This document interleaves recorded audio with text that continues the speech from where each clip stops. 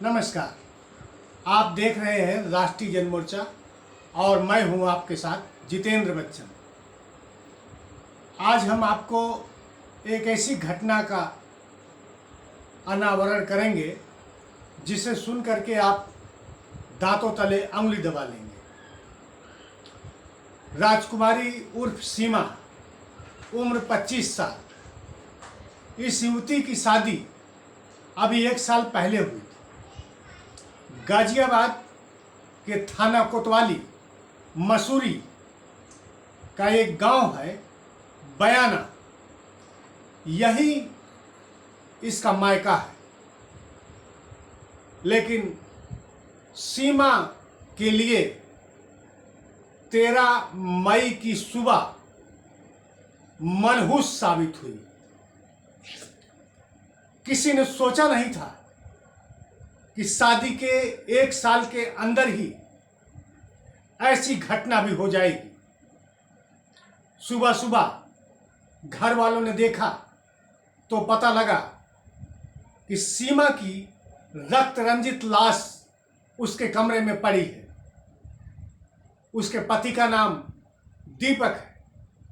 दीपक ने कोतवाली में जाकर के पुलिस से बताया।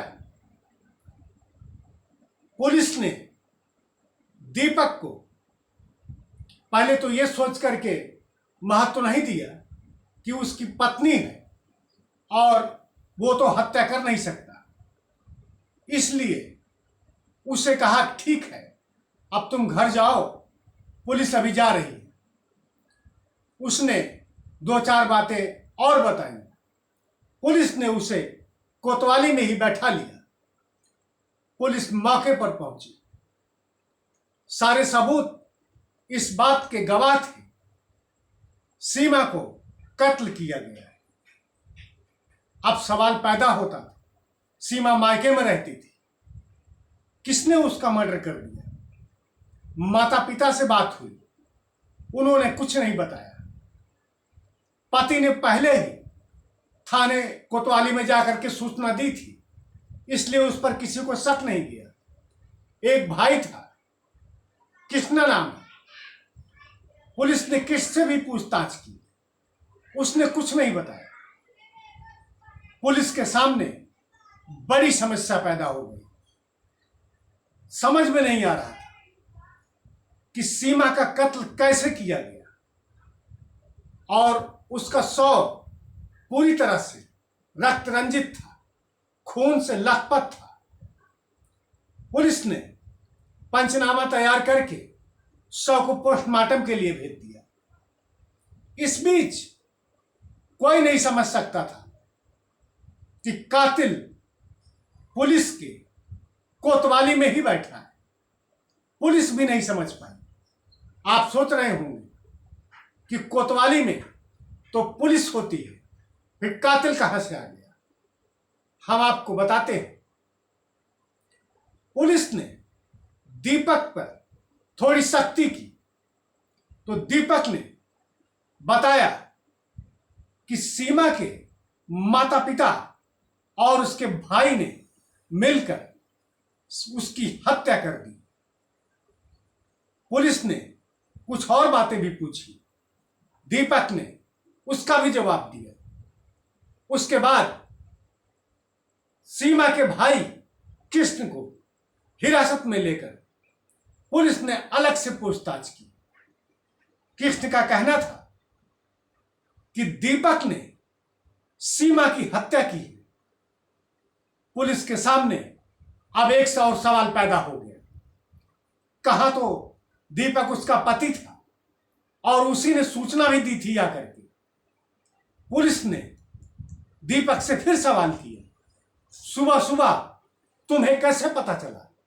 दीपक ने बताया कि मैं सुबह मॉर्निंग वॉक पे गया था और वहां से लौट कर आया तो कमरे के अंदर सीमा की हत्या हो चुकी थी। पुलिस ने दीपक के पैर को देखा, उसने चप्पल पहन रखी थी। पुलिस को शक हो गया। इस चप्पल पर पुलिस को क्या शक हुआ ये हम आपको बाद में बताएंगे। पहले ये जान लीजिए कि कृष्ण ने किस विनय पर, किस आधार पर दीपक को कातिल ठहराया था। अब हम आपको यहां एक और घटना बताते हैं। दीपक ने सीमा के साथ 1 साल पहले लव मैरिज किया था। प्रेम विवाह इंदरगढ़ी, जो गाजियाबाद में ही है, यही का रहने वाला है दीपक। लेकिन इस शादी को उसके माता पिता ने स्वीकार नहीं किया। माँ बाप ने लड़के को यानी दीपक को अपनी जायदाद से बेदखल कर दिया। दीपक सीमा के मायके में आकर के उसकी मां, उसके पिता यानी सास ससुर से बात करके घर जमाई हो गया। अब सवाल उठता है कि प्रेम विवाह का क्या भूत उतर चुका था या उनके प्यार में खटास आ गई थी। ये ध्यान रखिएगा, क्योंकि कत्ल का सुराग भी यहीं से मिलेगा। पुलिस ने सबसे पहले दीपक पर सख्ती बरतनी शुरू की। उसने पुनः यही बताया कि इस कत्ल को सीमा के भाई कृष्ण ने किया है। अब फिर एक सवाल उठता था, या तो दीपक पुलिस को गुमराह कर रहा था या कृष्ण पुलिस को गुमराह कर रहा था। दोनों पुलिस की हिरासत में थे। फिर पुलिस ने सीमा की मां से बात की। मां ने एक नई कहानी बता दी। उसने कहा दीपक के पास आय का कोई जरिया नहीं था। ये मुझसे 1 लाख रुपए दहेज में और एक बुलेट मोटरसाइकिल मांग रहा था। पुलिस के सामने तमाम ऐसे इस तरह की बातें आई कि पुलिस लगातार गुमराह हो रही थी। उसकी समझ में नहीं आ रहा था कि कातिल कौन है। इस बीच एक नया सबूत मिला। पोस्टमार्टम से रिपोर्ट आई कि सीमा का जो कत्ल हुआ है वो किसी ऐसे धारदार हथियार से किया गया है जो फावड़ा या फिर कुल्हाड़ी हो सकती है। पुलिस ने घर में सर्च किया। खून से सना हुआ एक फावड़ा बरामद हुआ। इसके बाद पुलिस ने सीमा के पति दीपक को गिरफ्तार कर लिया।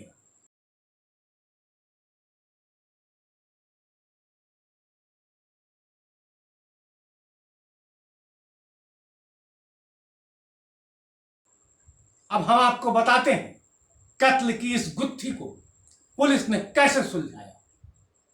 आप सोचिए, दीपक ने कृष्ण पर आरोप लगाया था।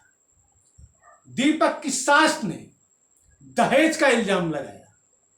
तो कातिल कौन है, ये आप कैसे समझ पाएंगे?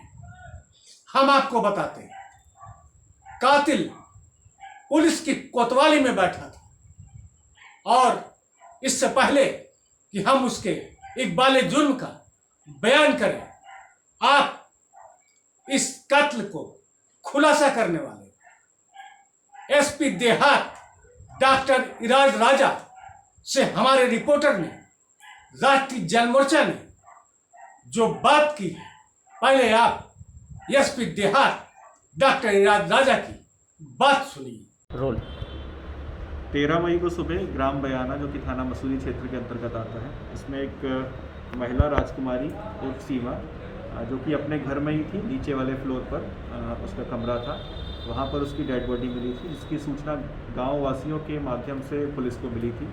घर वालों ने कोई भी सूचना नहीं दी थी। लगभग 10 बजे सूचना मिली। सूचना मिलने के बाद पुलिस मौके पर पहुंची और अपनी कार्रवाई शुरू की। तो इसमें जो महिला का पति था वो स्वयं यहाँ पर थाने पर आया और उसने इस तरह से चीज़ें बताई कि किसी ने उसकी वाइफ की हत्या कर दी है। तो इसमें जब और हमने गहन पड़ताल की तो इसमें यही पता चला कि जो पति है कहीं ना कहीं उसकी भूमिका संदिग्ध है। उससे जब कड़ाई से पूछताछ की गई तो उसने अपना जुर्म पूरी तरह से एक्सेप्ट किया कि उसने अपनी, क्योंकि गृह कलेश के कारण लगातार इन दोनों के बीच में लड़ाई झगड़ा होता रहता था, तो इसने, और इसके अलावा जो महिला है ये अपने मायके में ही रहती थी, पति भी इसका अपनी ससुराल में ही रहता था, तो सब एक ही साथ रहते थे। इसके अलावा महिला की माँ और भाई भी उसी मकान में रहते थे, ऊपर वाले फ्लोर पे। तो इसकी साले से और इन दोनों ने बैठ के ये प्लानिंग की कि क्योंकि ये महिला बहुत परेशान करती है तो कुछ करना पड़ेगा। तो वहीं पर ये गुस्सा में गए और इसके भाई ने पहले महिला के ऊपर फावड़े से प्रहार किए। उसके बाद पति ने भी फावड़े से प्रहार किए, और प्रहार करने का जब महिला की डेथ हो गई उसके बाद पति वहाँ से भाग गया। इसमें साले ने उसको भगा दिया और उसको घर की कुंडी अंदर से बंद कर दी। किसी भी तरह से पुलिस को सूचना नहीं दी थी। जब पुलिस को सूचना मिली गाँव वासियों के माध्यम से, उसके बाद पूरा मामला समझ में आया और दोनों ने ही अपना जुर्म कबूल कर दिया है। दोनों को जेल भेजा जा रहा है। इसमें जो घटना में फावड़ा यूज़ किया गया था वो फावड़ा भी प्राप्त हो गया है। इसके अलावा खून से सने हुए कपड़े, चादर, तकिया, ये सब हमने कलेक्ट कर लिया और FSL को भेजा जाएगा। बहुत ही अच्छी घटना ये खुली है। ब्लाइंड मर्डर था। बहुत ही अच्छा थाना मसूरी ने, थाना SHO और उनकी टीम ने बहुत ही अच्छा घटना का सफल अनावरण किया। पुलिस ने इस तरह से इस केस का पर्दाफाश कर दिया। 13 मई की रात में दीपक ने कृष्ण से बातचीत की। कृष्ण ने दीपक से कहा, मेरी बहन के लगता है किसी से नाजायज ताल्लुकात हैं, क्योंकि वो अक्सर घर से गायब रहती है। दीपक को कृष्ण की बात सुन करके वो तो पहले से छुटकारा चाहता था, क्योंकि 1 साल के अंदर प्रेम विवाह करने के बाद उसका मन भर चुका था। एक ऐसा अय्यास जो सिर्फ महिलाओं को, लड़कियों को जींस समझता था, कोई वस्तु समझता था, उनकी इज्जत करना नहीं जानता था। 7 महीने के अंदर दीपक का मन सीमा से भर चुका था। उसने सोचा, एक तीर से 2 शिकार हो सकता है। सीमा की कृष्ण हत्या कर देगा और मैं, चूंकि सीमा मायके में रहती है, पुलिस को ये बता करके, सूचना दे करके बच जाऊंगा और कृष्ण सीमा की हत्या में जेल चला जाएगा। लेकिन वो इस बात को भूल गया कि कानून और पुलिस के नुमाइंदे, पुलिस की तफ्तीश इतनी बारीक से बारीक सबूत को ढूंढती है कि कातिल उसकी निगाह से बच नहीं सकता। पुलिस ने दीपक से और कृष्ण से अलग अलग पूछताछ की तो पता लगा उनके बयान में विरोधाभास शुरू हो गए। दीपक ने अंततः अपना जुर्म इकबाल कर लिया। बयान में बताया कि वो सीमा को नहीं चाहता था और कृष्ण से मिलकर के दोनों ने एक साजिश रची और सीमा को कत्ल कर दिया। सबसे पहले कृष्ण ने फावड़े से सीमा के सिर पे वार किया। उसके बाद उसी फावड़े से दीपक ने सीमा पर कई वार किए, उसकी हत्या कर दी। इसके बाद दरवाजे में बाहर से कुंडी लगा करके दोनों चले गए। एक ने कोतवाली में जाके बताया, दीपक ने बताया, सोचा था कि पुलिस गुमराह हो जाएगी, लेकिन यह भूल गया कि अपराधी कितना भी बड़ा शातिर क्यों ना हो, पुलिस नहीं छोड़ती। अंत में दीपक और कृष्ण को पुलिस ने जेल भेज दिया। हमारी इस स्टोरी को दिखाने के पीछे यही एक मकसद है कि अक्सर लड़कियां जल्दी युवकों के बहकावे में आ जाती हैं। इसका ध्यान रखें, अच्छी तरह से माता पिता की मर्जी से या उसको सब पूरी तरह से देख के, सोच के, समझ के तभी ऐसे रिश्ते बनाएं या विवाह करें। नमस्कार।